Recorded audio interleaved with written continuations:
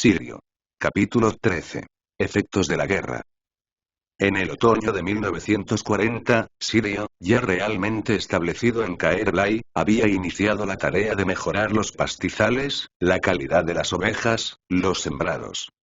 Se lo conocía en los alrededores como el hombre perro de Puck.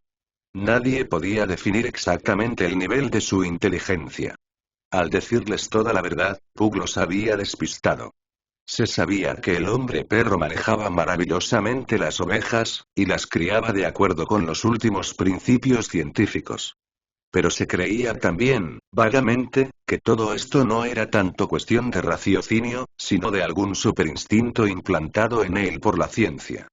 Se decía a sí mismo que entendía el lenguaje humano, y que hasta podía hablar con aquellos que tenían la clave de su rara pronunciación. Sirio había aprendido recientemente algo de galés, pero como lo hablaba de modo rudimentario, y este era el único lenguaje familiar en el distrito, nadie sospechaba sus reales dotes lingüísticas y su capacidad mental. Aún así, si no hubiera sido por la guerra, los periódicos le hubiesen dedicado muchas columnas, con más éxito que el logrado anteriormente por la mangosta parlante. Sirio llegó a ser muy popular entre muchos granjeros y campesinos, pero algunos lo miraban con suspicacia. Para ciertos feligreses devotos el verdadero amo del hombre perro no era Puck, sino Satán, y decían algunos que el granjero había vendido su alma para solucionar el problema de la mano de obra. Según otros, obsesivos sexuales, el evidente afecto que unía a Plaxi con el hombre perro revelaba en cambio la culpabilidad de Thomas.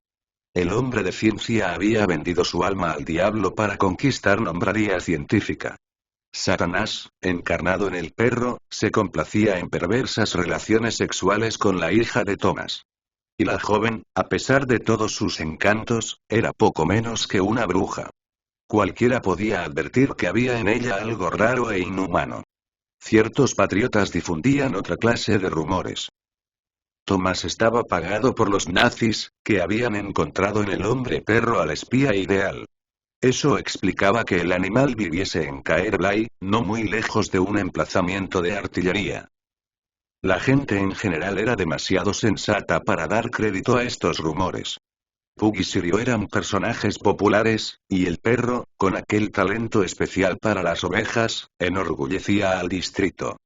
Thomas, aunque era inglés, se había ganado la estimación local, y su hija, a pesar de sus costumbres modernas, era una muchacha muy agradable.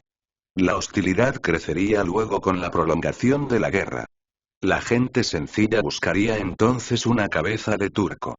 Cuando empezaron los grandes ataques aéreos contra Londres, Elizabeth recibió una carta donde Geoffrey describía la situación de la parroquia, instándola a colocar algunos niños en adecuados hogares galeses. Geoffrey creía en la acción individual. Las organizaciones del gobierno no le inspiraban confianza, y eludía todo trato con los organismos oficiales de evacuación. El relato que hacía Geoffrey de la devastación, el heroísmo, la confusión, la indiferencia y la bondad humanas afectaron profundamente a Sirio.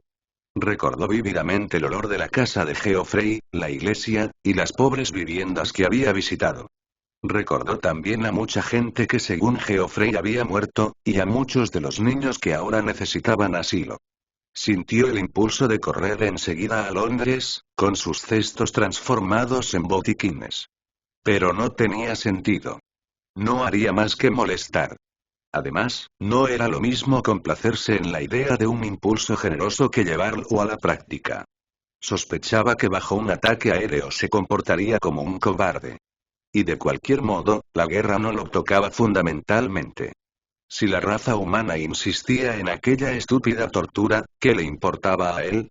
No obstante, el relato de Geoffrey no podía dejarlo indiferente. Los aprietos que pasaba Londres, fueron, para Sirio y los pobladores locales, más evidentes cuando por una de esas casualidades que no son raras en la guerra, una sola bomba, arrojada por un solitario avión enemigo, cayó sobre una choza vecina matando a casi todos sus ocupantes. Elizabeth prometió recoger en su casa a 3 niños londinenses, y la señora Puck, con muchos recelos, ofreció refugio a otros 2. Sirio abandonó su habitación en Caerblay. Muchas amas de casa locales habían aceptado ya a evacuados de las ciudades del noroeste. Pero otras se habían negado. Elizabeth, luego de varias visitas, le comunicó a Geoffrey que había lugar para unos 15 niños y 2 madres. El vecindario había tenido bastante suerte hasta ahora con sus pequeños refugiados. Pero los pequeños londinenses fueron algo muy diferente. Eran mocosos sucios, indóciles, y se dijo en el distrito que ninguna mujer decente les hubiera permitido cruzar el umbral de su casa si los hubiera visto antes. Los niños no dejaban títere con cabeza. Rompían los muebles, estropeaban los jardines, mentían, robaban, se mordían entre sí, mordían a sus anfitriones, torturaban al gato, y emitían espantosas palabrotas. Algunas dueñas de casa, las más inteligentes, comprendieron que los chicos eran producto de las circunstancias. Era inconcebible, decían, que unos pobres niños soportaran tanta degradación. Pero otras se mostraron virtuosamente indignadas contra los niños y sus padres. Algunas llegaron a decir que los inmigrantes eran ingleses, y que podía esperarse de los ingleses. La popularidad de Elizabeth sufrió bastante. Era la única responsable de la plaga. Se recordó, en algunos sectores, no solo que también ella era inglesa, además que su marido había vendido el alma al diablo. Las cosas empeoraron cuando se supo que los niños de Garth parecían mejores. Elizabeth tenía un talento natural para tratar a los niños como seres humanos, y recibir de ellos un trato decente. Al principio tuvo muchos problemas. Pero al cabo de unas pocas semanas, la chiquilla y sus hermanitos la ayudaban orgullosamente a cuidar la casa y el jardín. Un día Elizabeth recibió noticias de Geoffrey. La iglesia había sido destruida, pero el reverendo dedicaba aún todo su tiempo a la atención de los feligreses. Al cabo de una prolongada campaña había logrado anunciaba que se mejoraran los albergues públicos. Pocos días después Elizabeth recibió otra carta donde se le decía que su primo había muerto. Con la noticia de la muerte de Geoffrey, Sirio se sintió, de algún modo, más cerca de la guerra. Por primera vez desaparecía un ser querido. Todo era distinto ahora. Había creído comprender el sentido de la guerra, pero se había equivocado. Geoffrey se había apagado como la llama de un fósforo. Tan sencillo y sin embargo tan increíble. Ahora, de un modo raro, Geoffrey parecía más real que antes, y más próximo. Durante varios días se sorprendió hablando mentalmente con el párroco y recibiendo sus respuestas. Una treta de la imaginación sin duda. Pero en lo más hondo, no podía creer que Geoffrey ya no existiera. O, mejor, una parte de él lo creía, y la otra no podía entenderlo. Tuvo un sueño fantástico. Geoffrey buscaba a Tuaites en los infiernos y lo encontraba con el alma de Sirio en el bolsillo. Quién sabe cómo se llevó a Tuaites al cielo, y Sirio alcanzó así la liberación. La guerra pronto se acercaría aún más a Sirio.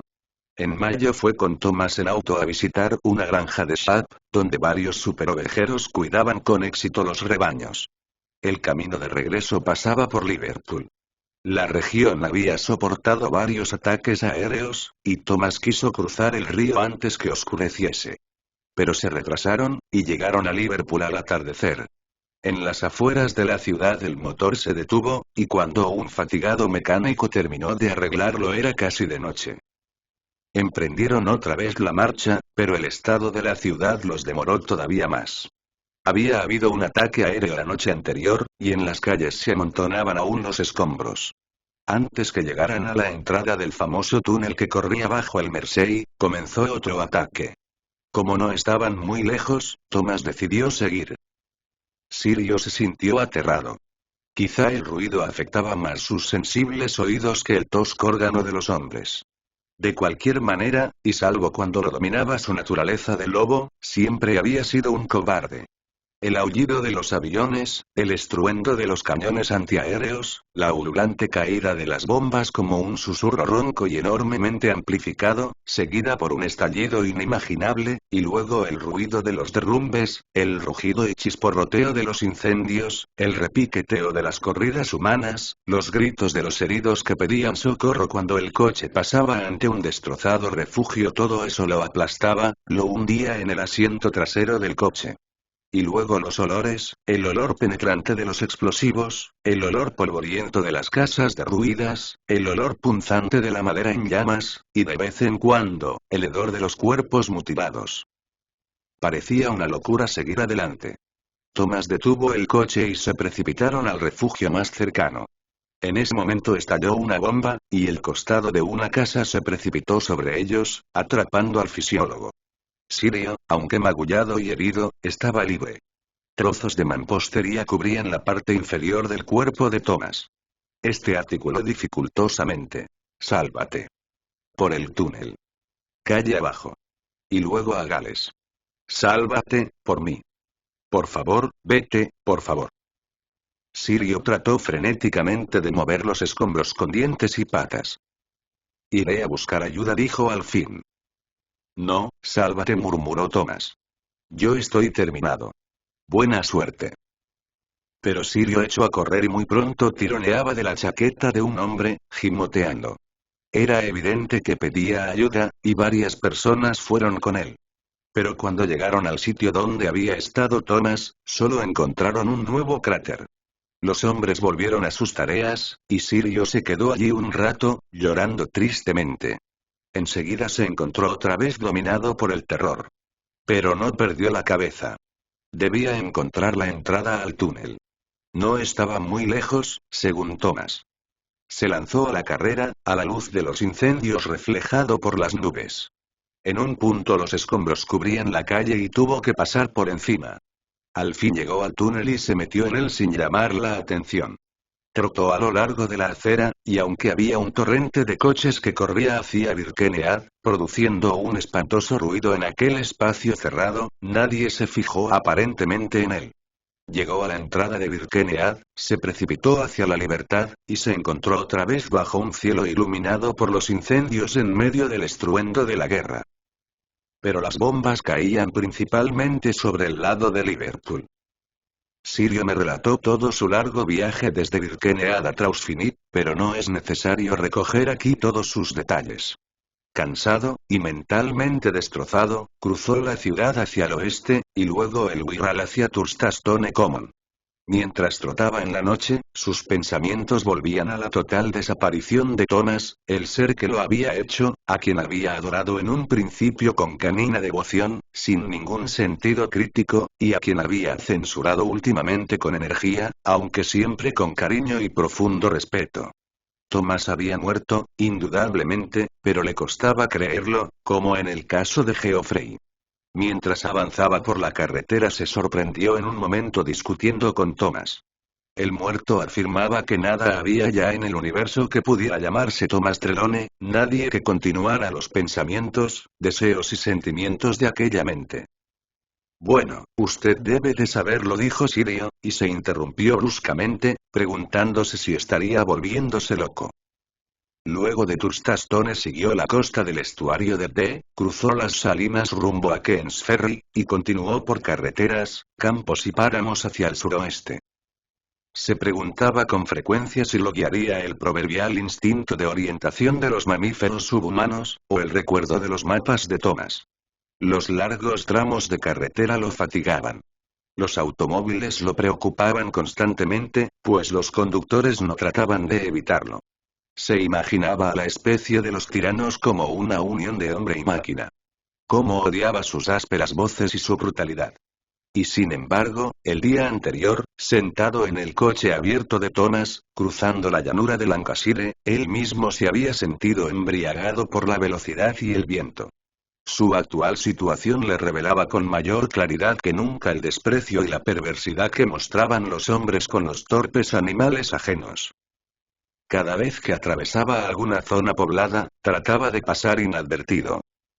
Aminoraba la marcha e iba de un lado a otro, husmeando los postes, como cualquier perro local. Si alguien se le acercaba, lo que ocurría con frecuencia, pues era un animal notable, respondía meneando negligentemente la cola, pero sin detenerse. Luego de atravesar las montañas y el ancho valle de Trewth, se encaminó hacia los amplios páramos y se perdió en la bruma. Descendió a las regiones más bajas, cerca de Pentregoelas, y se acercó a las altas colinas Migniet. Cuando subía trabajosamente una empinada ladera, empezó a llover. A pesar de la fatiga, disfrutó realmente del viento húmedo, los aromas del pantano, la turba y las ovejas. En algún momento percibió el inconfundible olor del zorro, el raro y embriagador aroma de la pieza más esquiva. Aquel mundo parecía insinuar secretos exquisitos, siempre perseguidos y nunca alcanzados. La bruma, las formas de los peñascos, que aparecían y desaparecían, los pequeños plumeros de los pastos, adornados de gotas de niebla. Sintió una punzada en el corazón, todo aquello era tan dulcemente familiar, y de un atractivo nunca bien entendido podía reducírselo, sin duda, a electrones y ondas, y a un cosquilleo de los filetes nerviosos. Pero aún así, cuán dulce, misterioso, y aterrador, y cuán incomprensiblemente cierto. Los horrores que había presenciado recientemente parecían intensificar hasta la tortura aquella belleza. Siguió subiendo. De pronto la neblina se disipó un instante y se vio en la cima de una elevada montaña que reconoció enseguida como Carnet Filast. Hacía tiempo, antes que se dedicara a las ovejas, solía cazar en esos páramos, pero nunca había llegado tan lejos. Ahora, en aquellas alturas, se sentía transformado. ¿Por qué debía vivir otra vez con la especie tiránica? ¿Por qué soportar el dolor de contarle a Elizabeth que su marido no regresaría? ¿Por qué no vivir como un salvaje en los páramos, enteramente libre, despreciando a la humanidad, alimentándose de conejos, y quizá de una que otra oveja, hasta que un hombre lo matara? ¿Por qué no? Había vivido así un tiempo, luego de asesinar a Thwaites. Pero el arrepentimiento lo había devuelto al mundo. Esta vez sería distinto. Era evidente ahora que la vida tenía muy poco que ofrecerle. Había encontrado dónde refugiarse, era cierto, pero solo gracias a la ayuda y tolerancia del hombre. Y era un refugio muy estrecho.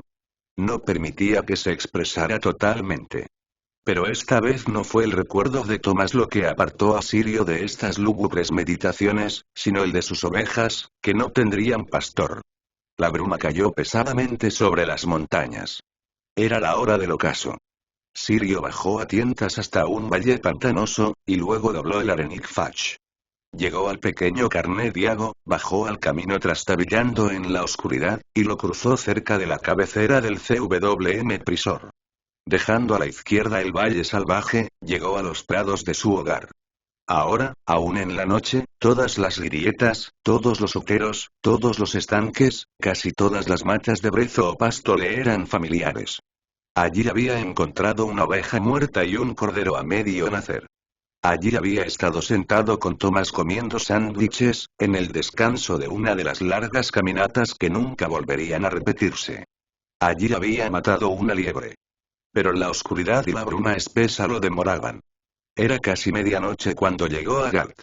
Desde que había salido de Turstastone a la mañana, debía de haber cubierto, incluyendo prolongados extravíos, unos 120 kilómetros. Había hecho gran parte del trayecto por duras carreteras, o a través de campos atravesados de vallas. A la puerta de la casa, que estaba a oscuras, lanzó un ladrido especial. Elizabeth lo hizo entrar enseguida bajo la enceguecedora luz, en los aromas familiares de la casa. Antes que el perro hablase, cerró la puerta, se arrodilló, y lo abrazó, diciendo: «Gracias a Dios. Uno de vosotros está a salvo». «Solo yo», dijo Sirio. Elizabeth lanzó un pequeño gemido, y se aferró a él en silencio. En una posición incómoda, cansado después de la tensión de aquellos últimos días, y oprimido por el ambiente de la casa, Sirio se desmayó de pronto, derrumbándose en brazos de Elizabeth. La mujer le apoyó la cabeza en el piso y fue a buscar coñac. Pero Sirio se recobró enseguida. Se incorporó débilmente, se limpió las patas en el felpudo, y entró con pasos inciertos en la sala. Advirtió entonces que el barro negro y húmedo de la ciénaga le cubría el vientre. Cuando Elizabeth regresó, Sirio, con las patas temblorosas y la cabeza gacha, se preguntaba qué debía hacer. «Acuéstate, querido», dijo la mujer. «No importa la suciedad». Le hizo beber un poco de té, y luego le dio pan con leche.